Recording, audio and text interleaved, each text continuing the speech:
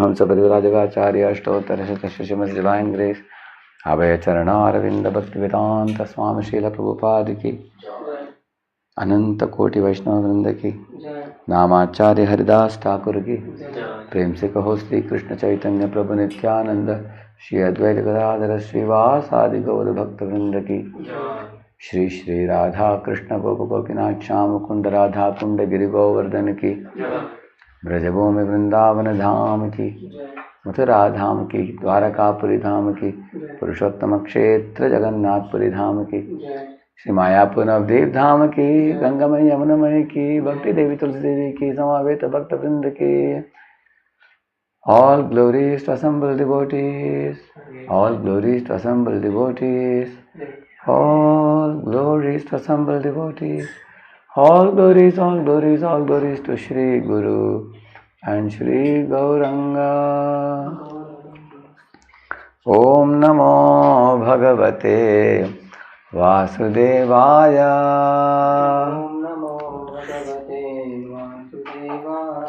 Om Namo Bhagavate Vasudevaya.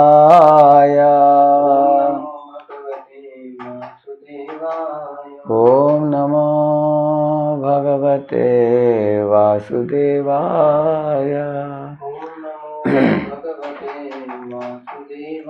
Narayanam Namaskritya Naram Chaiva Narottamam Devim Saraswatim Vyasam Tato Jayamudiraye Nashtaprayeshva Bhadreshu Nityam Bhagavata Sevaya Bhagavatyuttama Shloke Bhaktir Bhavati Naishthiki Krishnaya Vasudevaya Devaki Nandanaya Cha Nanda Gopakumaraya Govindaya Namo Namaha.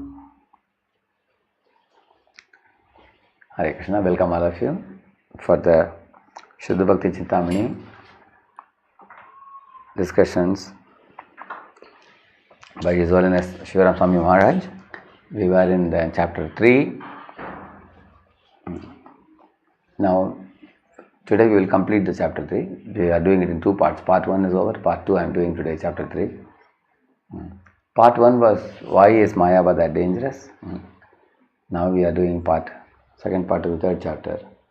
So I will quickly show you what we did in the previous session so that we remember.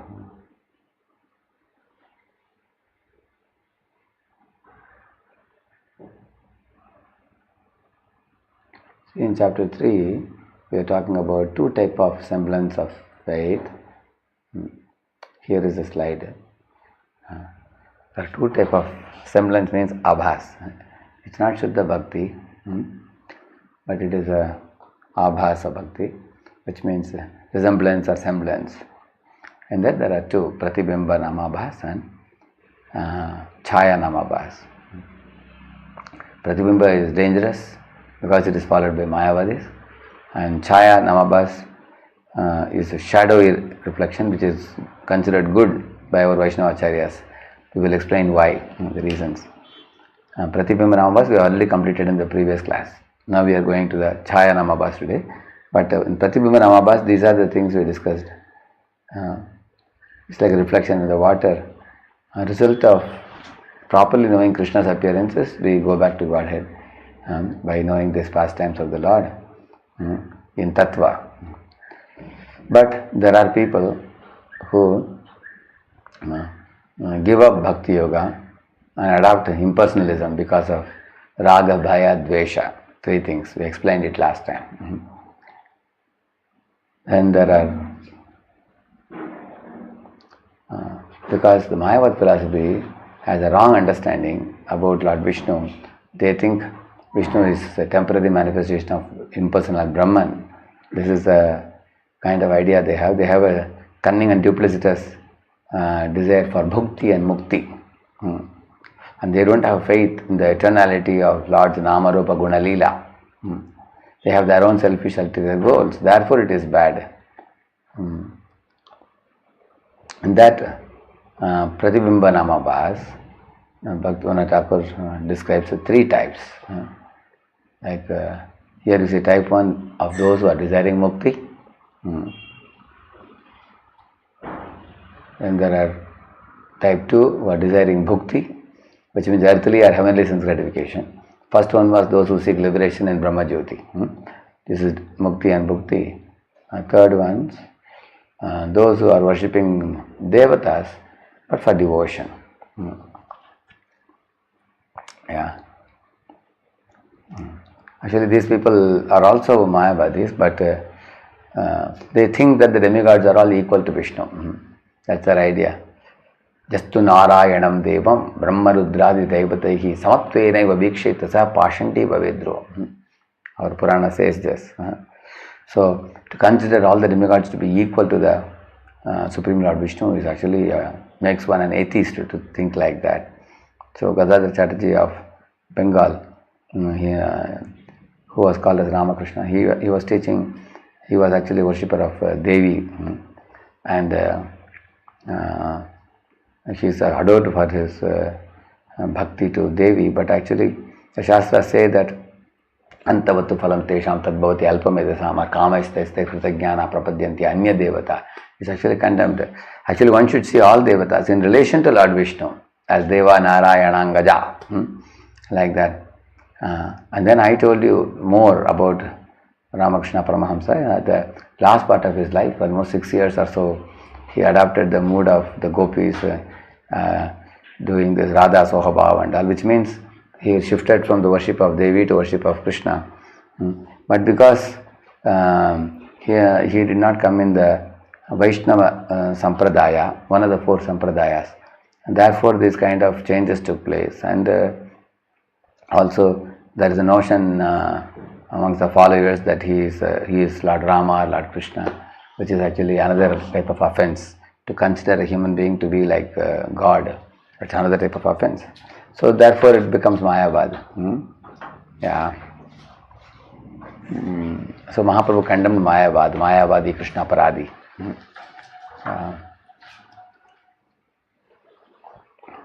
It's a distorted ideology, it's offensive, and they cannot be purified. There is only one way they can be purified. Like if somebody is going towards north, if they have to go to south, they have to change the direction, they have to take a U-turn, go back. If somebody is going towards north and saying, I am very positive about reaching Kanyakumari, they can't reach. So, therefore, that's the only way the Mayavadis can change. They should be willing to give up their offensive path and adopt the right path. It's very difficult to cure that type of mentality, karmis, jnanis and yogis.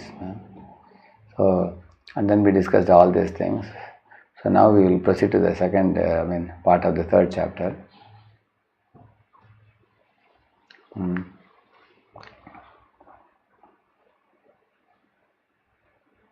So those who pose as great devotees and they make a public symptom of ecstasy with the motivation of getting fame, followers, wealth and women.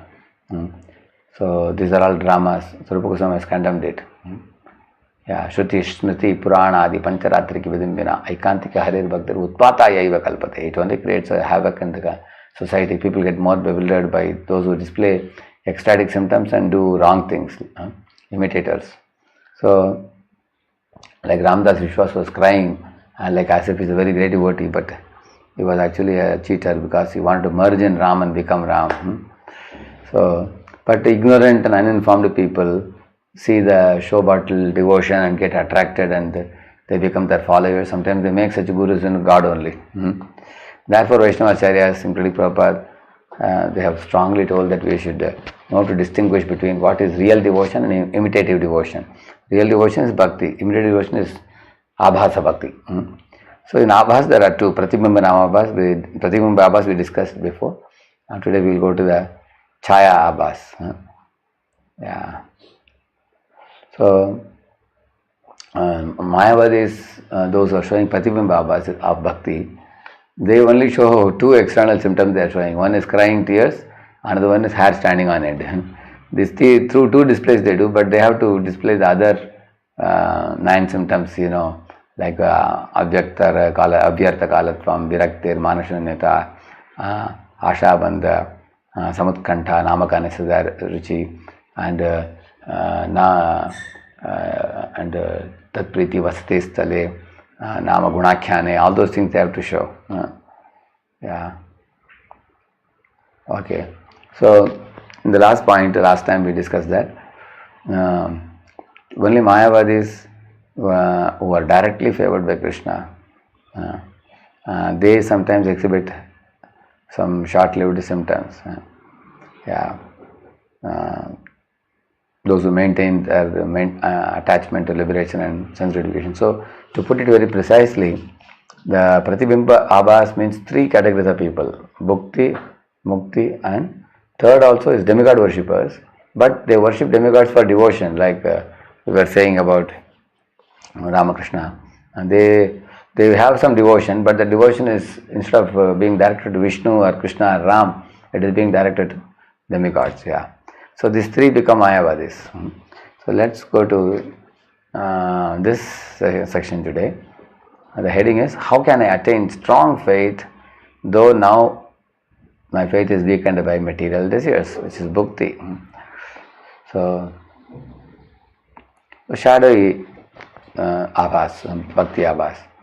This is better than pratibimba abhas, or reflective. Let us see how. See, Prabhupada, okay. Prabhupada also displays high regard, it says here, for the concept of chaya by calling it para or transcendental. It says, and we will see in the next few slides why it is so. Compared to the devious nature of reflective faith, because shadowy faith is innocent, devious faith is cunning. So reflective faith or pratibimba abhas of the Mayavadis is actually a diplomatic or cunning type of show battle devotion, whereas this shadowy faith is one of innocence, and you will see how it as we proceed. Those who are showing shadowy faith, they actually have they worship Krishna, but improperly out of ignorance. They don't know exactly how to worship Krishna. Therefore, they will very soon come to Krishna, because sometimes people repose faith in a guru, bogus guru, or sometimes in demigods, not knowing the difference between Krishna and demigods properly. Once they know, then they will immediately surrender to Krishna. So shadowy is like that. And also some of them, they want to be devotees of Krishna, but they are distracted by material desires and they are weak at heart. Like, Chaturvida Bhajante Mam verse says, first two categories are people who come to Krishna for artharthi, correct? No? One wants to dissolve the miseries in life, another one wants to gain some wealth. So these are the example of people with weak devotion to the Lord, because their goal is not Krishna directly.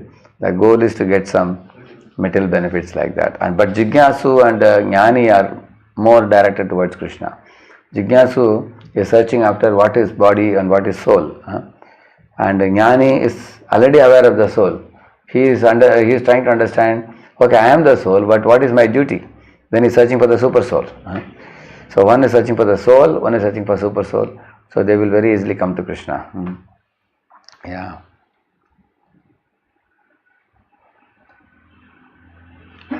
Yeah. See, the difference is pratibimba abhas, reflective, cannot transform into pure faith. As it is. For example, the pratibimba in the water of a tree appears like as if it's exactly like the tree. The mangoes also appear exactly the mangoes. But the problem is, if a mango is hanging in a tree like this, just above the water. In the water you see it also very near. But can you get that mango? You cannot get. So it is completely disconnected from the tree, that mango. Whereas the shadow of the tree is connected to the tree. You will see that. So therefore the shadow of the tree, if you walk across the shadow, you will reach the tree. You see. Whereas if you see the mango here in the water, you see mango, you will not get it. Therefore he is saying that it cannot be transformed into pure faith. Mayavad is very cunning and duplicitous. Why? For example, in Mayavad, it says that now you worship Ganesh and after the Visarjan day, you throw him in the water.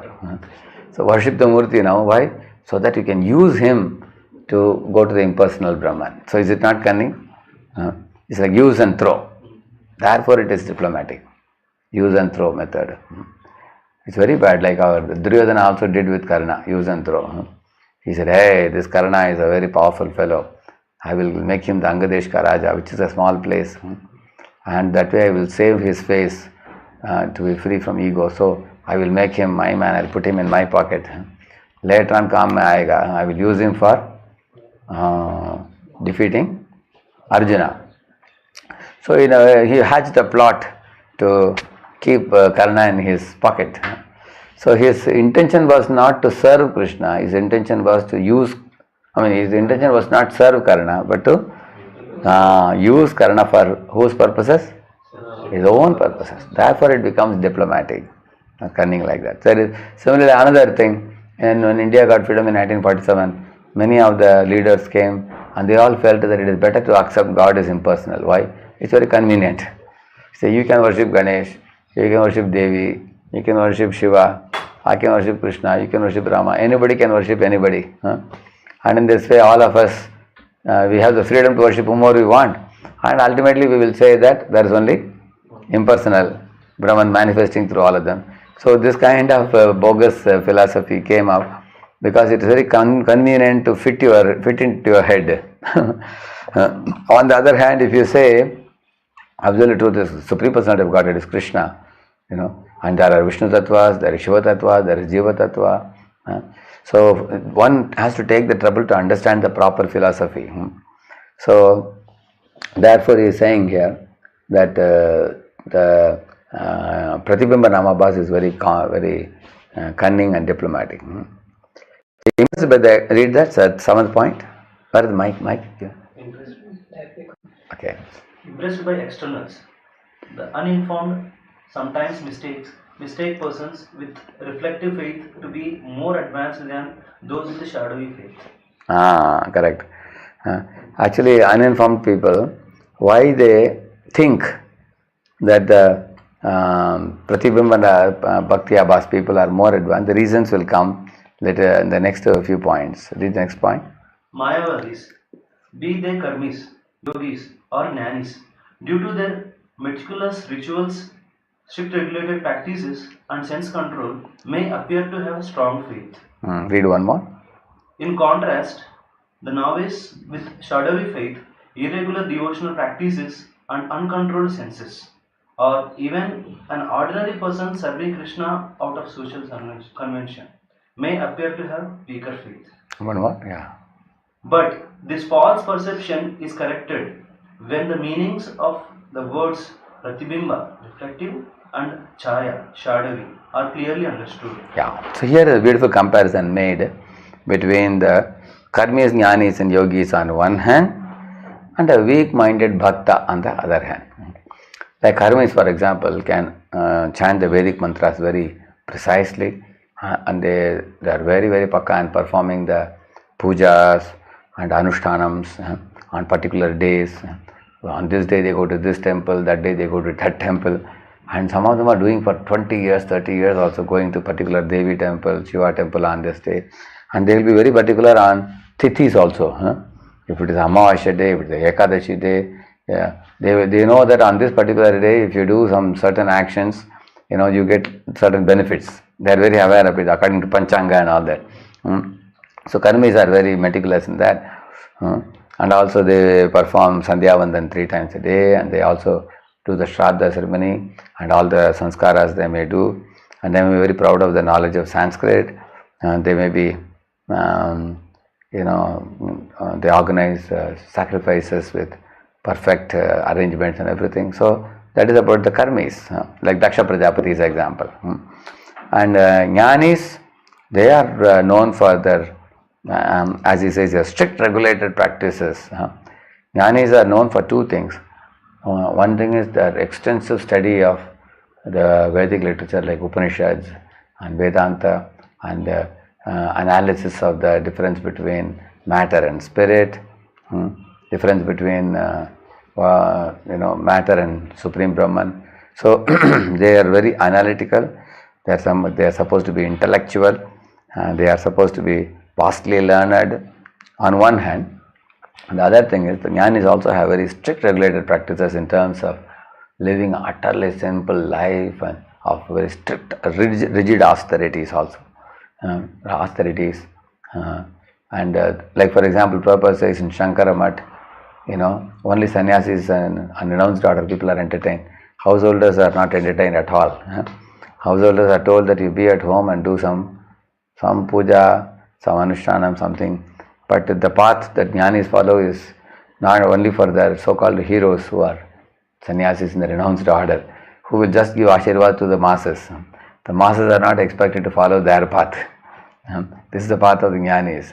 So naturally, I remember when we were in South India, when some big acharya from the Mayavadi Math would come, lakh people may be there to put them on a big chariot, and when they are taken or when they are passing, everybody will fall on the ground worshipping.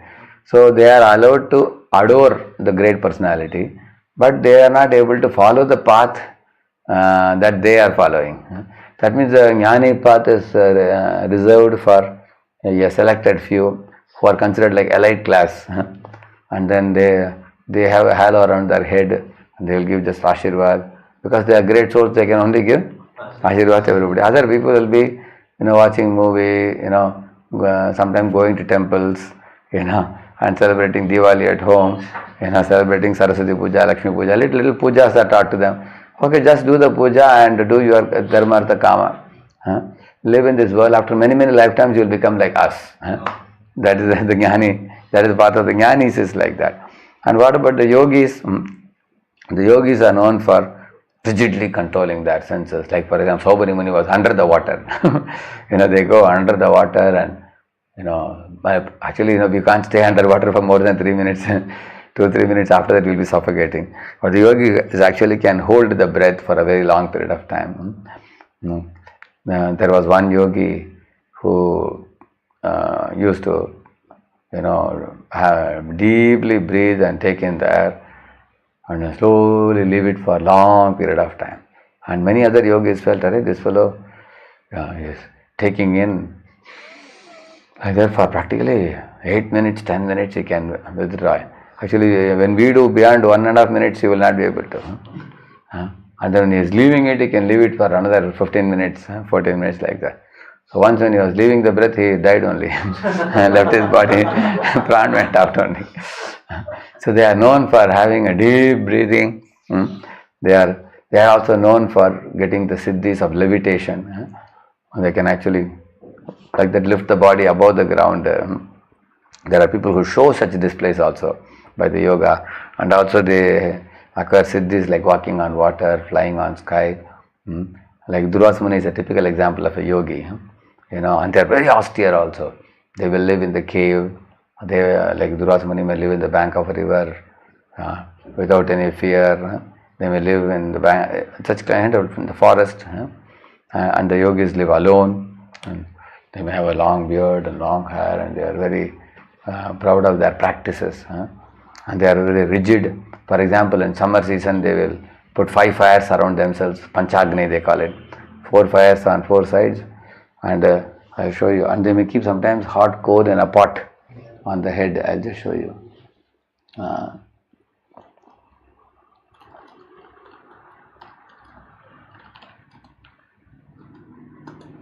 show you. You will get an idea.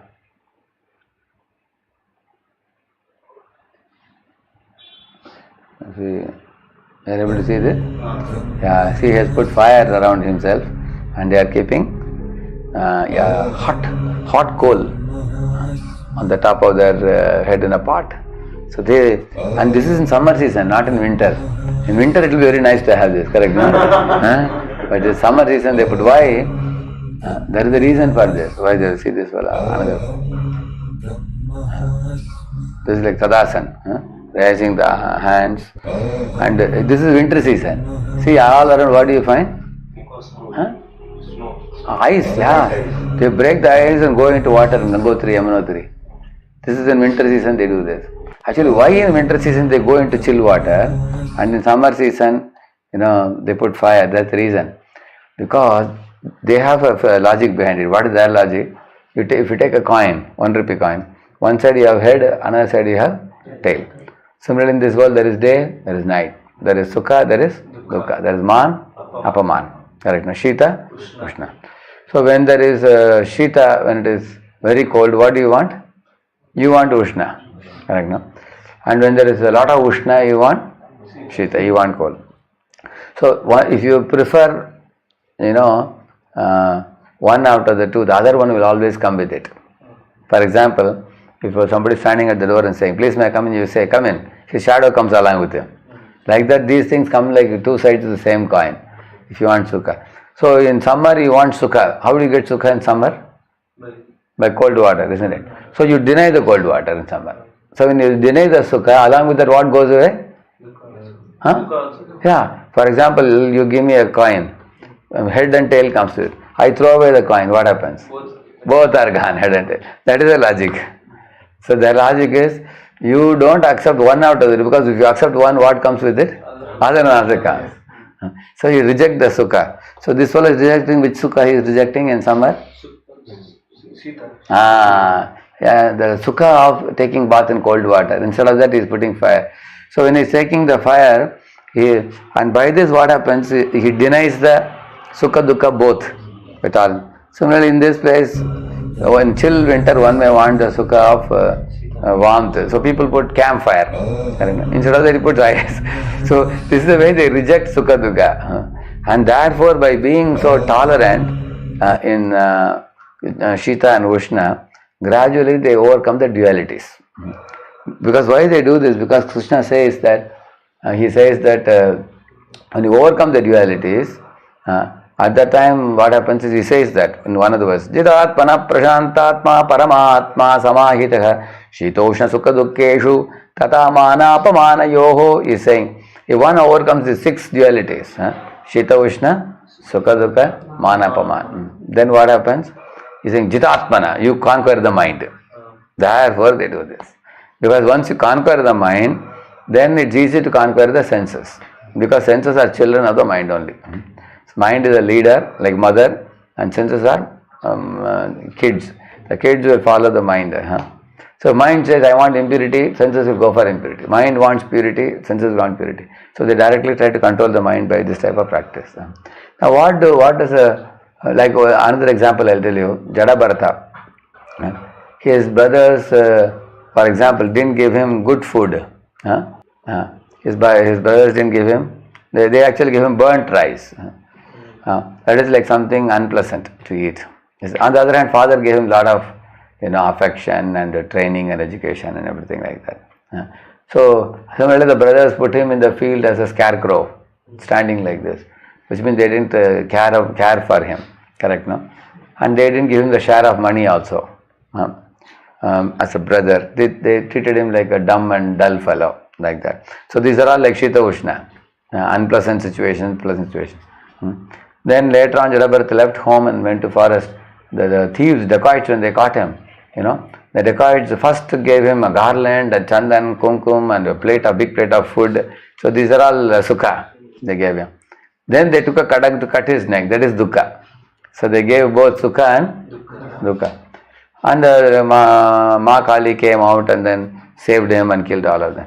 Then when he met Rahugana first did apaman to him by insulting him.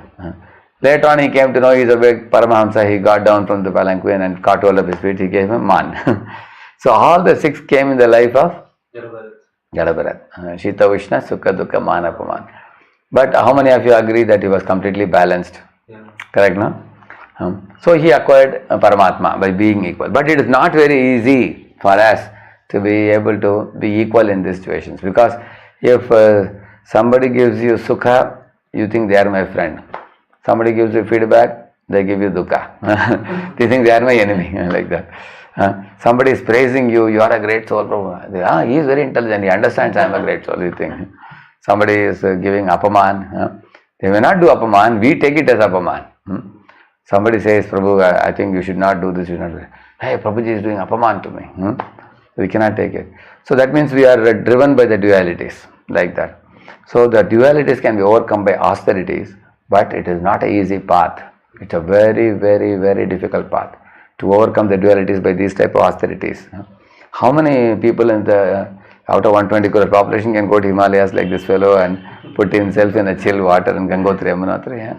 Or will you want to put in a hot summer, you want to have coal on your head, keeping it. How many will do this type of practices? Yogis do this type of practices. So, therefore, for the bhaktas, the path of dependence is taught. The dependence means you depend on the Lord. Like you will see. Hey, sound is not coming, man. One minute.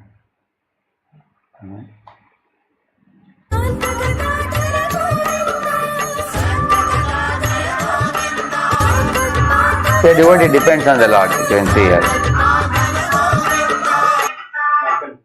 Yeah. See here. Actually, a devotee of the Lord, one more I will show you. So, the devotee of the Lord follows the path of dependence on the Lord. That is an easy path for a devotee. By depending on the Lord, a devotee conquers the material world. Instead of doing all these gimmicks, a devotee doesn't believe in these gimmicks. Here another one I will show you. You can see this also. See, where the Lord Vishnu is coming, releasing the chakra, because Gajendra called him, therefore he came.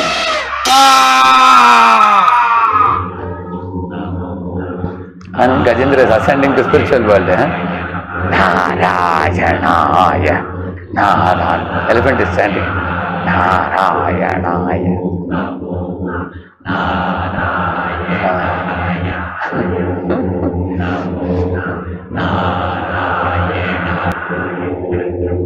Amazing, huh? So this is the path of the devotees. So you don't have to transcend the world by denying the dualities, like the jnanis, yogis do that. Path of the devotees. Path of the devotee. And then devotees reach the, you can on sound. On the sound. On the sound. It's not coming. Sound is not coming. So devotees easily reach the abode of the Lord. Kausalya Supraja Rama Purva Sandhya. See, Gajendra has landed in the Vaikuntha. He has come. He reached, just now reaching. Just arrived. Simply by the prayer, Gajendra Moksha prayers.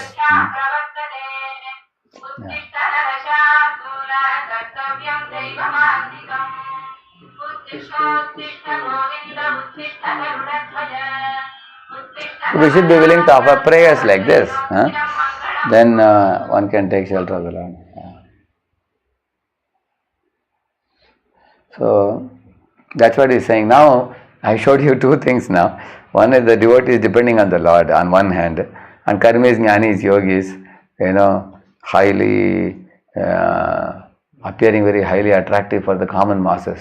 People say, hey, in Gangotri, Babaji is dipping himself in chill water. Hey, Babaji, itne bade hain, sir, Kaupin pe aate hain, bas. He's a Kaupin wala Baba. And they will say, you guys are going in aeroplane. You guys are eating nice Mahaprasad. And you guys are living in cities. See, Hamare Baba, he lives in cave in Himalayas. And so people admire which one? Karmiyani yogis or the bhaktas?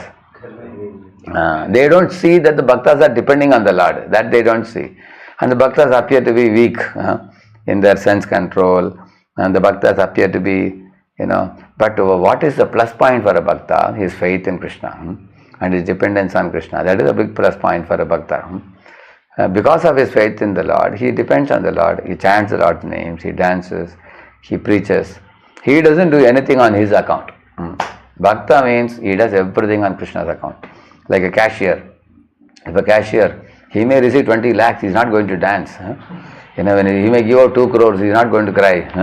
Why? Because it's whose money? Yeah, it's bank's money.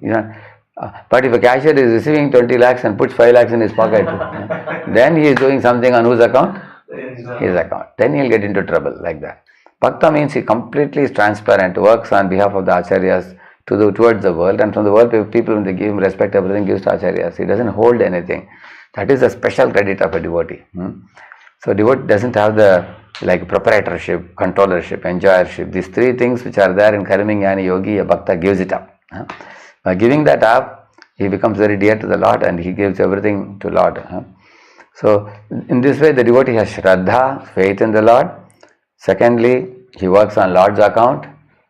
And for all difficulties, it depends on the Lord for sorting out the difficulties.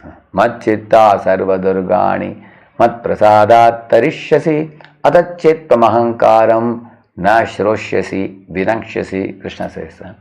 Mat chitta sarva durgani mat prasadat tarishyasi.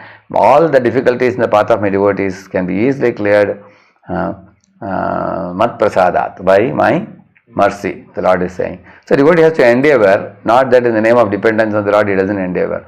So according to Chaitanya Mahaprabhu, the relationship between Lord and the devotee is by devotee's endeavor and Lord's grace, the combination, one can be delivered. Like in South India, there is Vadakalai, Tenkalai, there are two groups. The Tenkalai group belongs to Manavala Mamanigal, they call it, in the Sri Sampradaya. According to them, Lord is so merciful that you don't have to do anything. You just say, oh Lord, you say, and then Lord will come and He will take you. You are like a kitten and Lord is like a cat. Meow, like that you say, and immediately Lord will take you. Hare Krishna, you say, and Lord will take you. You don't have to do anything. And Vadakalai people are people who are Vedanta Desika's followers. According to them, they will say, what are you talking? Spiritual life is not a joke. It's very, very difficult. You are simply like a monkey's child and you have to hold on to the Lord by your strict practices. You have to chant, you have to read, you have to hear, you have to perform seva, kainkaryam, you have to do. You have to attain prapatti, surrender to the Lord, and you have to hold on to Him. Like a monkey baby is holding on to the mother monkey, and monkey will be jumping from one tree to another. If the child doesn't hold very strongly, what will happen? He may fall off also. So they say that it is on your sadhana and endeavor that you will be able to hold on to Lord's lotus feet. And the Tengalai people say the opposite. They say, oh, what can you do? You are so tiny. You are good for nothing.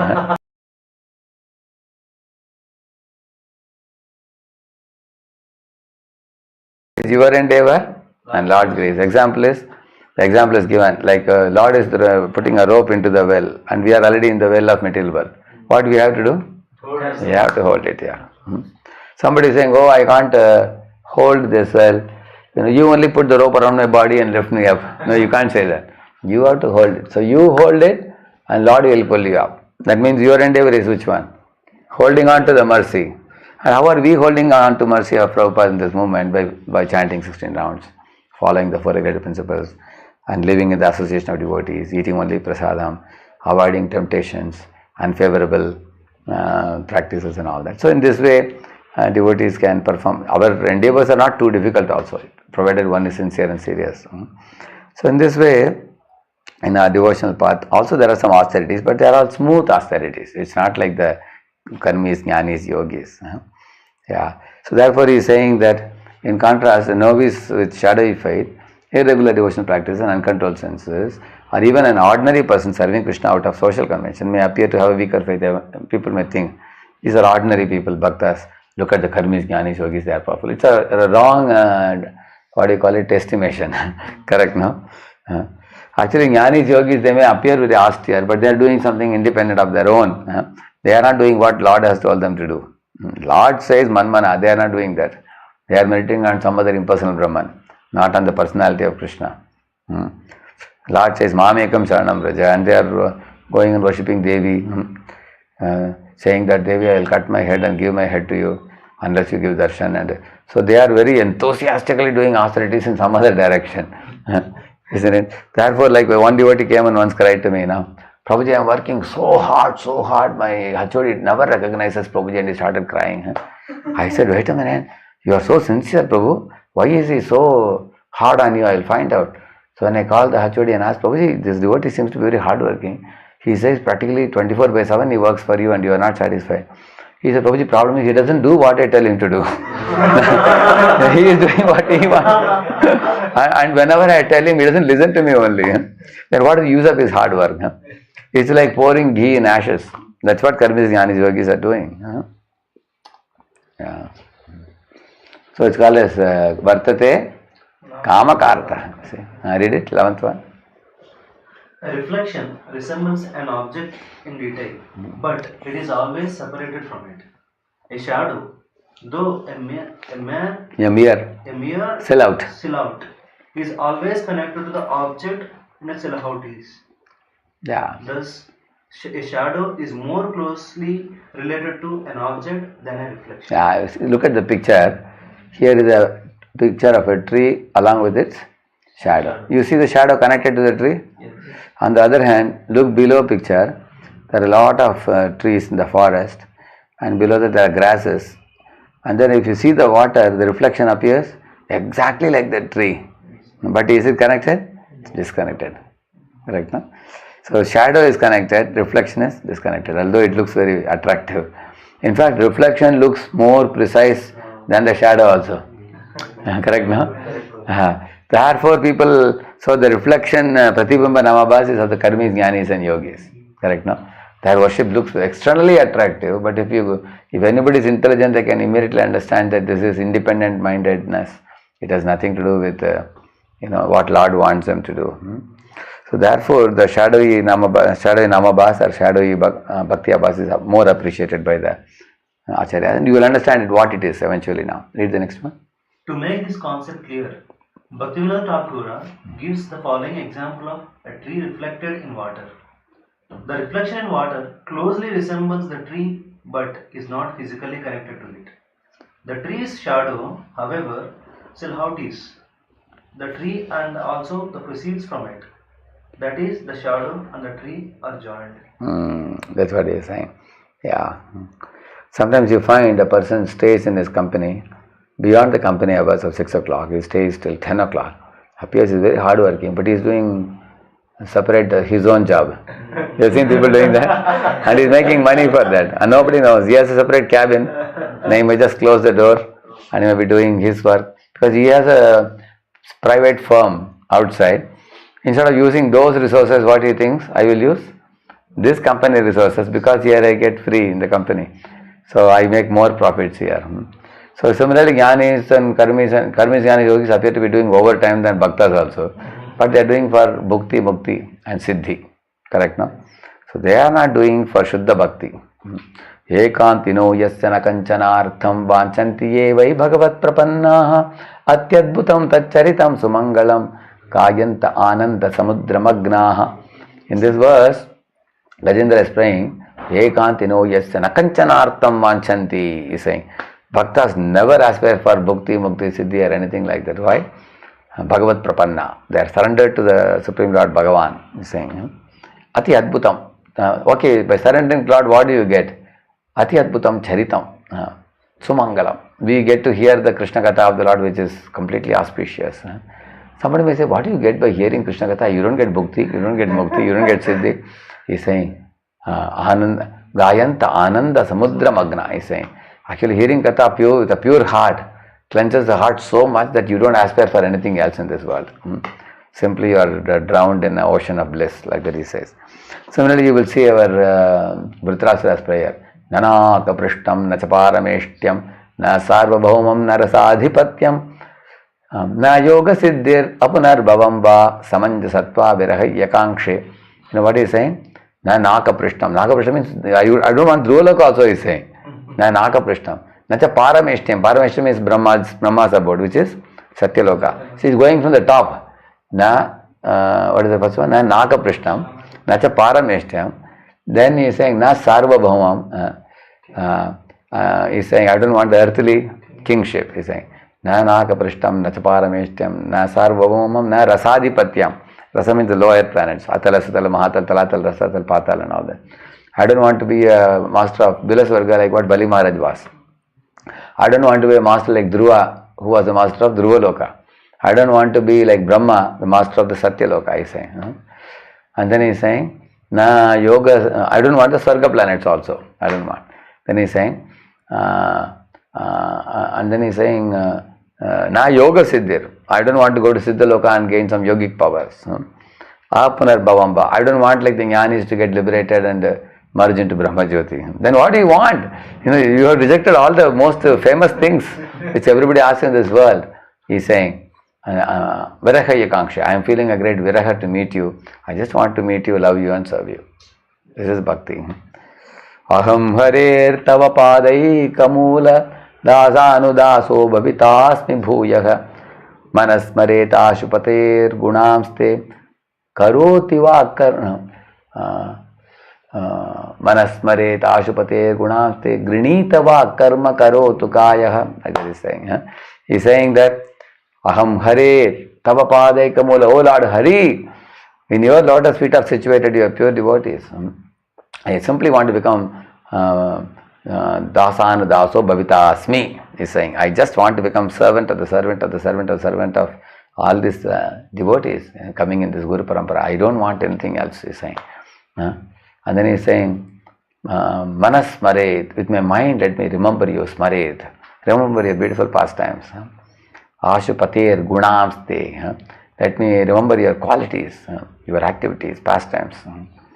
And then he's saying, Grinita, walk with my tongue, let me chant your holy names, he's saying. Karma karotu kaya. With my kaya, let me do karma, which is Krishna karma. Which means by body, let me engage in services. With my tongue, let me chant your name. With my mind, let me remember you. This is the aspiration of a devotee. Therefore, pure devotees are highest. So, the path of pure devotion service is the highest thing. So, as it is said here, those who are trying to follow the path of pure devotion may have some problems which will come in the future slides. It will come. They are called as, they are trying to do bhakti abhas. Like what we are right now doing is like bhakti abhas. Because we know our chanting. Pure devotees chant only, we also chant, and our chanting we know how it is. Correct? Yeah. Isn't it? Like pure devotees also dance. Evam hasati roditi rauti gayati unmadaman rityati. Like Mahaprabhu danced in front of Rath cart. And we are also jumping. But there's a difference. There's a difference. You know, it is not yet pure yet. Yeah. Like, sometimes you hear Lord Chaitanya Mahaprabhu's pastimes. One devotee said, Prabhuji, tears are coming in my eyes. As he was telling. Then I asked him, do tears come for any other time? Prabhuji, always I cry for everything. At home also I cry if something happens. That means I said you are a more emotional person. You are too emotional. Therefore you become emotional where? Everywhere. Everywhere. So then that is not actually bhava yet. I said, so I told him, he asked Prabhuji, how can you say I am not in bhava? I said, you still have propensity for sense gratification. Therefore we are not in bhava. Correct, no? So that means it's a shadowy bhakti. It's okay, it's good you like pastimes, but you are still in which platform? The Chaya Bhakti Abhas. Yeah, really?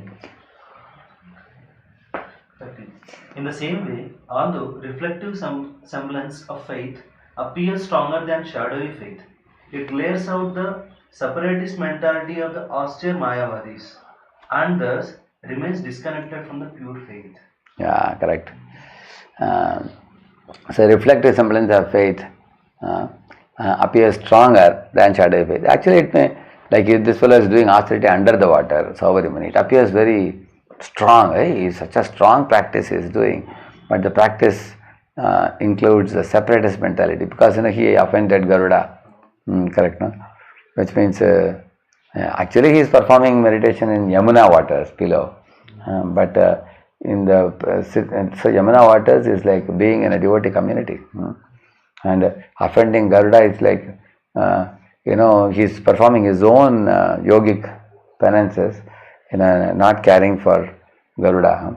So the result was he fell down, but then eventually became a devotee. Why? Because Yamuna gave him blessings. You will see that, same thing with Kaliya also. Kaliya entered Yamuna and took shelter of Yamuna, therefore Krishna didn't kill him. He delivered him. Liberated him. Yeah. And not only that, Kaliya was slapped by Garuda, so the slap of a devotee saved him. A slap of devotee is the introduction to devotion service. He got, Kaliya got. So slapped by the golden wings of Garuda and taking shelter of Yamuna, Kaliya, and also being danced by Krishna on his hoods, Kaliya got thoroughly purified and delivered rather than have to be killed. So triple mercy he got. One mercy by Garuda, another mercy by Yamuna's shelter, and third shelter from Krishna's lotus feet.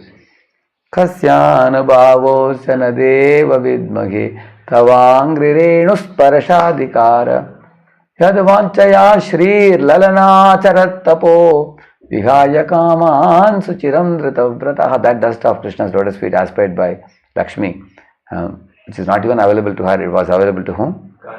By the by Kaliya's connection to his pure devotee wives, Nagapatnis. So in this way, same way with Saubri also, he took shelter of Yamuna. Although he fell down, he quickly means after married 50 daughters of Mandata, and eventually he came to realization that he made a blunder, and he became a devotee. All his wives also became devotees after that. But it took some time. Yeah. Get it? In contrast, the seemingly weaker shadowy faith of a less regulated neophyte remains connected to real faith through sincerity. With time, it can develop into a pure faith. Yes. So, because even sometimes devotees may have weak faith, they may be more attracted to Maya, but they have a desire to come to Krishna, and they remain connected to good sangha of devotees, and they keep struggling. Like this devotee is struggling. Because of his continued struggle, Lord comes to deliver. He says, Tesham aham samuddharta mrityu samsara sagarat bhavami na chirat partha maya veshita chetasam mayeva mana adatsva mayi buddhim niveshaya nivasishyasi mayeva ataburdvam na samshaya. So in the 12th chapter, Krishna is telling that Tesham aham samuddharta, I myself come to deliver my devotees. Lord is saying, Mrityu samsara sagara. This is a samsara sagar in which he is drowning. Lord says, I will come to deliver my devotees who are calling out my names, who are performing devotion service, taking shelter of me. Even though they may be conditioned, they may have many impurities, they are struggling. So therefore one should never give up devotion service and go away foolishly. One should stick on despite all difficulties. So Prabhupada said, spiritual life is difficult, but material life is impossible. So better stick on to spiritual life. And we have to hang around in association of devotees and not leave and go away. Once His Holiness Haradhar Maharaj was telling in Pune, if the Lord sees that this fellow is last 10 years or 20 years, 30 years, 40 years, he is struggling in chanting, he is struggling with his mind and senses, but he is not leaving and going away. लगे रहता है, पीछे पड़ता है, छोड़ता नहीं है. Selling, seeing that Lord also feels pity for the devotee. ठीक है. So see one example I'll tell you. When once when Maharaj had come, when Maharaj was in his room, then many devotees went to meet, but there was restriction. He will meet devotees only till this much time only, in the afternoon time. After 2 he will go for lunch. Nobody can meet. So a big crowd came, 200 devotees came, only about 60-80 could meet, The other people were turned away. So then one of the intelligent devotees in that who was turned away, he asked, why Maharaj will not meet any other possibility? So they said, now kuch possibility nahi hai. He is going for prasadam. After that he is going to go for a walk. After that what? After that he is going to meet some donors and all. After that what? After that straight he will come to the Vyasasana in the Prasadam hall and he will give a lecture. Then after that what? After that he will meet the evening time. There are some devotees list is already there. He is going to only meet them. Then what? Then he will go to sleep at 11 o'clock or whatever. So is there any possibility for a meeting? No possibility, they say. Still the devotee hanged around. He didn't go away. He was outside. So Maharaj came out of the room to go to the car. He also walked with the crowd. And then Maharaj asked, who is the devotee? I know him, call him here. He called him. And while walking, he talked to him. And Maharaj became interested in talking to him. He said, okay, come in my car. So I took him in the car, and Maharaj had to travel some half an hour to go for walking. So he also went with Maharaj in the car. Then Japa walk he had with Maharaj. And then he came back to temple. And Maharaj while eating prasad, they call him, let him also take some prasad. Maharaj gave some prasad. So other fellows went away. But this fellow got mercy because he was stick to the path of devotional service. That is the point. Don't go away. Lage raho, pade raho. Even though devotional life may be a struggle, one shouldn't give up and go away. Yeah, you remain connected. Yeah. Which is of greater and more lasting value. A large tree whose roots are pulled from the ground, or a sapling well rooted in fertile soil. Yeah. So, which is of lasting. Well, if you see here the large tree, you see that if its roots are pulled out of the ground, like here you see that tree, if the roots are cut off, although it looks in the reflection like a tree, if the roots are disconnected from the ground, but in reflection it looks like a nice tree, correct? No, it has no value. Because if you remove the tree from the root, although it looks green for some time, eventually it will be dry. Yeah, it will be dried up. Whereas the sapling may be small, but it is connected to the ground, connected to the root, so eventually the sapling will get stronger. Correct? No, that is the point. So even a weak-minded devotee, because he is rightly connected to the right people, Hari, Guru and Vaishnavas, that connection helps him to eventually get stronger. See, in Vaishnava community also, sometimes what happens, people leave for various reasons. One reason I have seen, one person was leaving because he came up with the wrong philosophy that only Brahmanas can give Diksha. And then what about Vaishnavas? He said, yes, if Brahmanas have become Vaishnavas, then they can give Diksha. But if somebody was a Shudra before, he can become a Vaishnava, but he can also become a Guru, but he cannot give Diksha. That was his idea. And he has some references here, there, some references. So then he saw that in ISKCON there are so many Vaishnavas from abroad, who from a Chandala background, Laichava background and everything. So when they become Gurus, he could not accept them, so he left ISKCON and became independent. What about Narottam Das Thakur? He was born in lower caste. Big Brahmanas accepted him as Guru, you can see like that. What about Haridas Thakur? Haridas Thakur was Namacharya. Mahaprabhu accepted him and personally carried prasad for him. So you will see that, he became deviant. So a philosophical deviant is more in an unfortunate position than a sensual deviant. If a man became attracted to a woman and he left Krishna consciousness and went, after begetting 2-3 children from the woman, he'll get frustrated, then he will turn behind again. Again he will say, Arey, log achhe the. Then he'll bring wife and children to temple. He can easily get connected. But if somebody becomes philosophical deviant, he will never come back. It's very difficult for him to, in this lifetime, to come back, because he thinks the Vaishnavas are fools. He thinks their philosophy is bogus and I know better than them. So this is one category. Another category of people who left our organization, they came to ISKCON but to increase their followers. They made a group, and the group of people, like, it's not a very good word in Hindi, but still it will convey the meaning very powerfully. Chamchagiri they call it. Chamchagiri they call it. People who do their bhajan, not Krishna's bhajan, they become attached to the mentor or a leader. So much so that they will be so glued to the leader, wherever he goes they will go with them, whatever he says they will follow. And then when that fellow will leave the community of Vaishnavas, they will also go with him, along with him, because their faith was not in ISKCON, in Prabhupada, in the pure Vaishnava philosophy. They were having blind attachment to personality cult, we call it. So this personality cult, there was one Sai who became Siddhaswarupananda in Prabhupada times. So he had a big group of following, 50 people. When he took initiation from Prabhupada, all of them became initiated by Prabhupada also. And very nice, they joined ISKCON. But then eventually what happened, he had a difference. He wanted to grow long hair and wear pant and like yogi pant and kurta and preach. He said, we don't want to show who we are to the public. Otherwise, if they know we are Hare Krishna, they will not chant. So I will wear a karmi type of dress, although I am a sannyasi, and I will preach. And his followers wanted to imitate him. They also wanted to grow long hair. So Prabhupada didn't like it.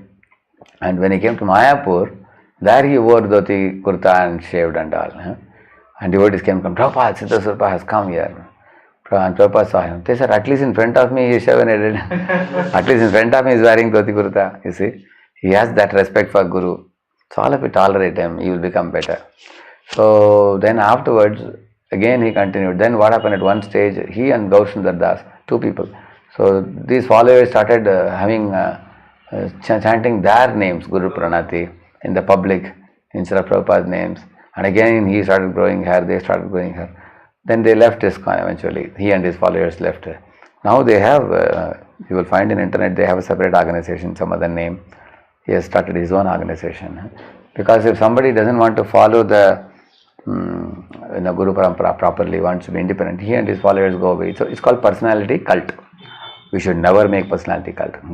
Actually, we should allow our mentees, our counselees to hear from other counselors, to hear from other preachers. Like here I am in Karadi now. We are doing Bhagavatam distribution. I had launched a 8-day course called Behavioral Science from Bhagavata. So very beautiful topics in the evening, converting misfortune to good fortune. So one of the things I told Sanatana Prabhu, that alternate days we will speak. You are a local leader here and I am a visiting leader. Let people know both. Because I won't be here all the time. I come once in a blue moon. So you are here, let people know. Actually, we should be open-minded to let our God brothers speak, to let our counselees and people in our custody to meet our other God sisters, God brothers and take association. And this is what I learned from my spiritual master. I saw when I was in Bombay Chowpatty, I saw his Vyasasana is the longest Vyasasana in the world. You have seen his longest. Why? Because he always gives place for 5 more people along with him. And he makes everybody speak. And he is not very narrow-minded, that my disciple should hear only from me or something like that. So why don't you learn this from the spiritual master and follow it? Why do we want to be possessive of people, keep, they are my people, like personality cult, like always, like the pig and the piglets go together, everybody goes together, the dog and the puppies.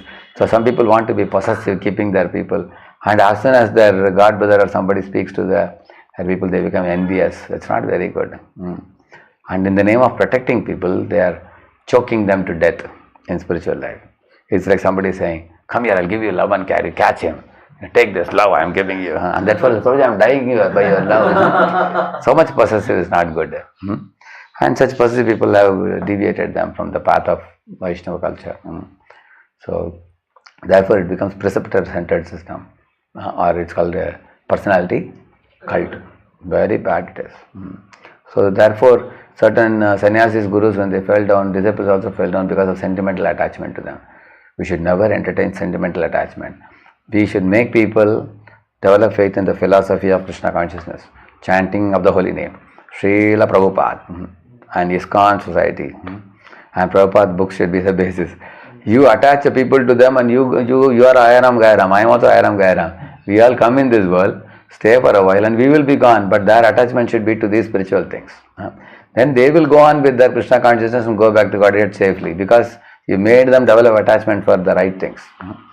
But if you make them develop attachment to you and then you fall down, and they will also fall down. Yeah, read the differences. Well, 2 of you can read. You read reflective semblance and another devotee will read shadowy semblance. Okay? Yeah, read it. Reflective semblances. Srila Prabhupada condemns the reflective semblance, and it is not transcendental because of it is based on Mayavada conception. Yeah, really? Shadowy semblance. Srila Prabhupada also displays high regard for the concept of Chaya by calling it para or transcendental. Now you read this side. Reflective semblance of faith cannot transform into pure faith because of its devious nature. It must be replaced with faith that is devoid of the wickedness characteristic of Mayavadi. Yeah. See, this devious nature is very bad. Like one person, he in one place he was running a preaching center. Eventually, a big property was given to the preaching center, developed into a temple. But this person, what he did, he took this property in his name and he left ISKCON and ran away. So then all the community people were very angry, upset. They complained, and later on that Guru's people came and tried to get the property back with great difficulty. After 4 to 5 years, they got the property back in ISKCON's name. So because this person is wicked and he is deviant, he gave up all his chanting and all things because he thought I got. So it's coming under Bhukti category. He want to enjoy the land, and he, for that matter, is ready to give up ISKCON, Guru and Vaishnavas for enjoying the Bhukti. Understand? No? So therefore, somebody is deviating. It's very difficult to bring them back. So one should therefore, He's saying that the Mayavadis, the Bhukti, Mukti, Siddhi, these are very, very deviant paths. There's only one way for them. They have to give up that wrong path, and like if somebody is going towards north, if they have to go to south, what they have to do? Take a U-turn and walk in south. There's no other alternative. You can't say that you keep on going in a deviant path and then everything will be alright. It won't be alright. Yeah, yours. Shadowy semblance? Shadowy semblance, although they are distracted by material desires or are weak at heart, can unfold into pure faith by virtue of its simplicity and innocence and absence of philosophical contamination. Correct. Third one? They have no faith in the eternity of the Lord's form, abode, or service. They have full faith in the eternality of the Lord's form, abode, or service. Because these people know that, oh, Lord is very great, Lord's abode is very great, Lord's service is best, but I am a fallen soul, I am struggling. That is the feeling of a shadowy semblance, right? Yeah. Their outward respect for these things is only means to fulfill selfish ulterior goals. Like for example, you are putting sugar and milk. With a spoon you stir it. Once stirred fully, you throw away the spoon. So they use and throw the bhakti path for attaining moksha, these people. Or it's like, for example, you have to climb upstairs. You put a staircase. Once you go upstairs, you kick away the ladder. That is the path of the jnanis. Therefore, you find Visarjan they do for Ganesh. We never do Visarjan of Krishna. Have you ever seen? We don't do, because we will never give up his lotus feet. Here, now also we will not give up. In the millions of lives we will not give up. After we get liberated and go back to Godhead, there also we will not give up. So there is one very beautiful Tamil song. Chittanjirgalai Chandunne Chevit Potta Madigelai Potelo Rembavai Matredum Kamangal Maitelo Rembavai Ettekum Yeju Peravekam Mundanod Tome Yame Umekeyam Achaivam. This is in Andal Tirupavai. In Andal Tirupavai she is telling, we will rise early in the morning, Chittanjirgalai Chandunne Chevit. We will come to your temple and worship you in the deity form. Potta Madigelai Potelo Rembavai. We will come to glorify your lotus feet. She is saying, Matredam Kamangal Maitelo Rembavai. If there is any other material desire in our heart other than to glorify you, my Lord, please destroy those material desires.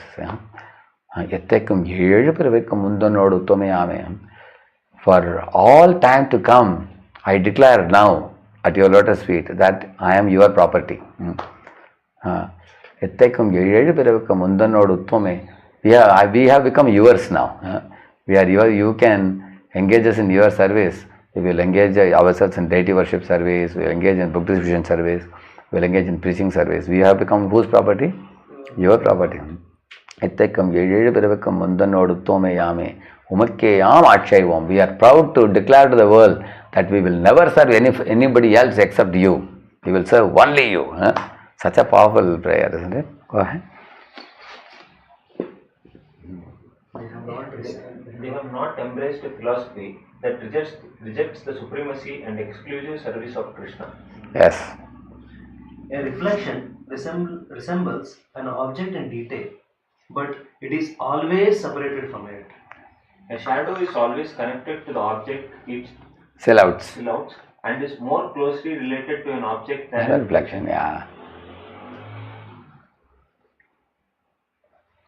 Yeah. So if you will read the English one, at that time simply the association of such pure devotees, the moon-like rays from their hearts reflect on him, and by the influence of the pure devotees he may show some likeness of attachment caused by inquisitiveness, but this is very flickering. And if by the manifestation of such shadow attachment one feels the disappearance of all material pangs, then it is called para attachment. So this is coming in the nectar of devotion also. In the association of devotees, sometimes we all get tears in the eyes, or hair standing on end, or great bliss. That's called as Rati Abhas, we call it. No problem, we can receive it. And after we go away from the program, then again that goes down. Again we go back to sense gratification. Such shadow attachment, para attachment can develop if one associates with a pure devotee or visits holy places like Vrindavan or Mathura. I can tell from my personal experience, in Vrindavan the chanting of the holy name becomes very easy. When I told this to another devotee, everybody said it's true. Actually, after 16 rounds, you don't feel like stopping. You feel like doing something more rounds when you go to the Dham. That who is giving that push? That push is given by Haladini potency in the Dham. So If an ordinary man is fortunate enough to develop such attachment for Krishna and performs devotional activities in the association of pure devotees, then he can also rise to the platform of Shuddha Bhakti. The conclusion is that the para attachment is so powerful that even a common person displays such attachment by the association of pure devotee, that person can be brought to the perfectional stage. But such attachment for Krishna cannot be invoked in a person unless he is blessed by the association of pure devotees. So you will find Jagai Madai in the association of Nityananda Prabhu became pure devotees. Mrigari by the association of Narada became pure devotee, although they were very degraded. So in this way many examples are there in Shastra. By company of pure devotees, people gave up their lower nature completely. Yeah.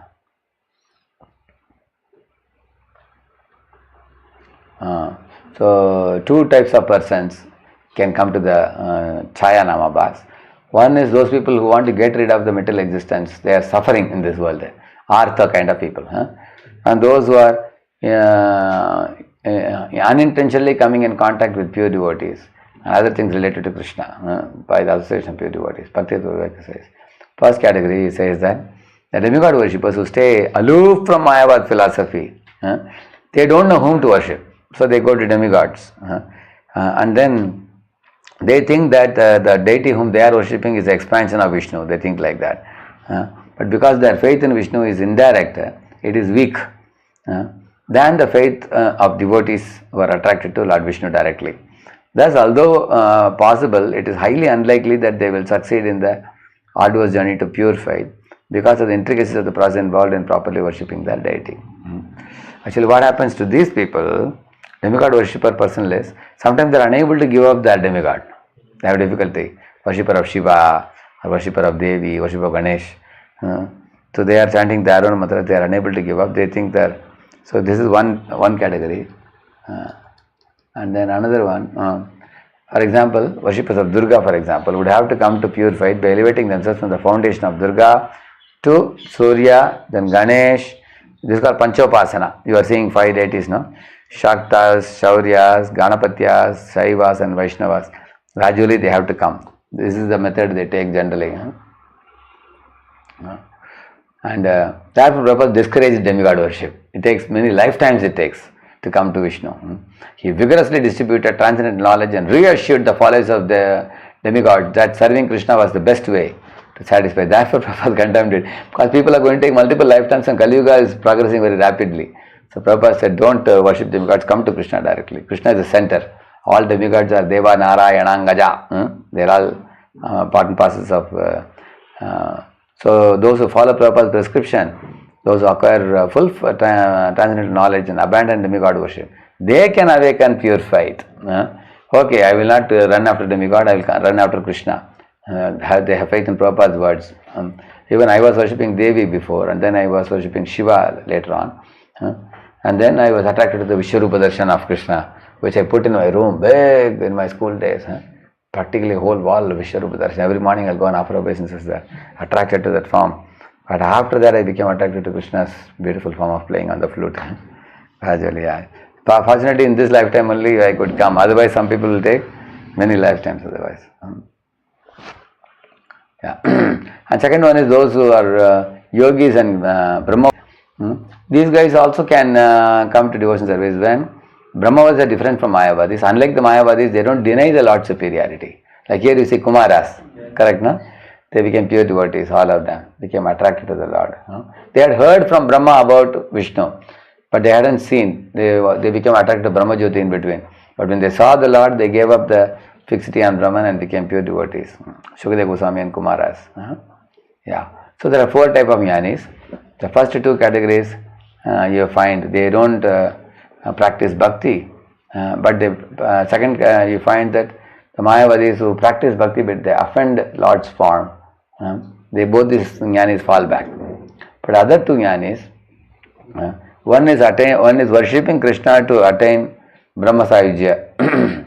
Now they attain Brahma, and those who are practicing bhakti and they give up the fixity in Brahman like Kumaras and Shukadeva Goswami. So these 2 don't fall back. So these are the 4 types of jnanis. Yeah. So seeking solution to this already I told you before I explained it very well. out of the four, the jnani who is looking for the Lord is the best out of the four types of mixed devotees who come to Krishna. But others are also udara. Krishna glorifies them in Bhagavad Gita. But after bahunam janmanamante, if you remain a jnani, yogi and all, many lifetimes it takes to come. See, they have shown the picture also. It takes long time to come. So, those who unintentionally come in contact with the things related to Krishna, like activities like hearing chanting, somebody gets Harinam Sankirtan, occasionally Janmashtami time they come, and somebody gets chance to associate with a great devotee. Sometimes a pure devotee visits the home of somebody, others come and hang around, they get an association like that. Or they go to holy places. Sometimes people like Chardham Yatra, they like, their ISKCON is giving a program. Some people got connected in Dham also. They saw the ISKCON Kirtan and they asked, what is the Kirtan? They came and they got connected to ISKCON in Dham also. Because holy places have many devotees. Yeah, they go as religious custom as pilgrims and they get immense spiritual benefit. Therefore, one should visit holy places not alone but with pure devotees. Instead of going like a Chardham Yatra tour which companies are taking, we should go with pure devotees. We say, no? Say Sabasthana, what is that? No. Gaura Amara Se Sabasthana Koralo Brahmana Range Se Sabasthana Heri Boami Pranagi Bhakata Sange. He's saying that I will go to the holy places where Lord Chaitanya visited, not alone but with devotees company, because they can give lectures to me and make me understand. I'll hear it and then I will see the Dham with the eyes gifted to me by the devotees. These items can invoke Shadavi faith. Even ignorant or undeserving persons who come in contact with them. These are ways by which shadow fellows, the Chaya Abhas fellows can come to Shuddha Bhakti. These are different ways. The holy places, the holy activities, holy festivals, and by meeting holy persons like that. Yeah. And the example is Prahalad. It is mentioned, Jiva Goswami says in Narasimha Purana, in previous birth, Prahalad had an argument with the prostitute on the holy day of Narasimha Chaturdashi, arguing with her all day and night. He neither ate nor slept. But because in this way he fasted and kept an all-night vigil on the holy day, he became a great devotee next life. Unintentionally. Correct, no? Yeah. Amazing, no? In another place it is said, Prahalad in his previous life wanted to sleep in one mandapam where he slept. And he slept there, and that mandapam happened to be temple of Lord Vishnu. So next life he became a devotee of Lord Vishnu. Yeah, isn't it? Unintentionally they come in contact with things. I have a question. Don't the offences they inevitably commit nullify the spiritual benefits they gain? He says, because their offences are unintentional, they do not nullify the shadowy semblance of faith. By keeping company with Vaishnavas and by acquiring full transcendental knowledge with time, common people also receive true faith. Because they are not intentionally committing offences, he is saying. Candidates for pure devotion. Conclusion now. Please read it quickly, fast. Summary, semblance of faith. The semblance of faith is either a reflection or a shadow of a pure faith.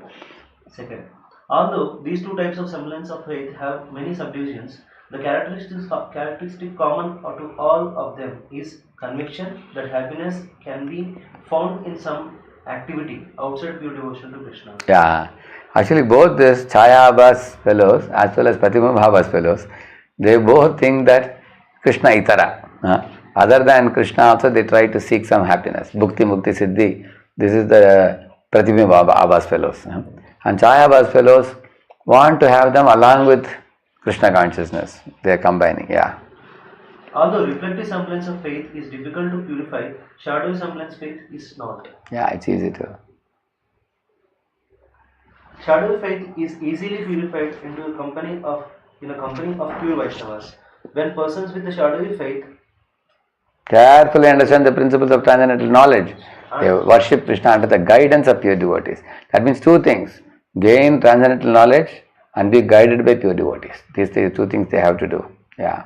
Actually, you can gain transcendental knowledge from mentors and other people are giving knowledge, and getting the guidance of the pure devotees comes through the, you will find one gets Prabhupada's books and the Diksha from a Guru, Krishna Diksha Adi Shikshanam, Vishramena Guru Seva, one gets service and opportunity and everything. Knowledge alone is not enough. Knowledge along with service rendered to a pure devotee, both should be combined.